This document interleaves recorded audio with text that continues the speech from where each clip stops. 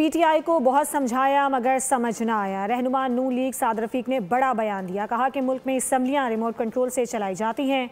Vote की ताकत पर एतमाद बार बार मजरू किया जा रहा है। पहले मुस्लिम लीग नून को रगड़ा लगा, अब इनकी बारी आ गई है। किसी की सजा पर कभी खुशी नहीं हुई। आज हर चीज़ की जिम्मेदारी पंजाब पर डाल दी जाती है, तहाँ फैसले कहीं और होते हैं। जो कौमी असेंबली की कॉन्स्टिट्यूएंसी है उसके 4 टुकड़े किए गए। मेरे मुकाबले में मजहबी जमातों के उम्मीदवारों को लाके खड़ा किया गया। मैं सब देख रहा था, लेकिन मैंने इसे माइंड नहीं किया, क्योंकि इत्तफाकन जो साहब या जो 2-3 लोग चाहते थे कि मैं असेंबली में ना जाऊं, उनका और मेरा एजेंडा तकरीबन एक था।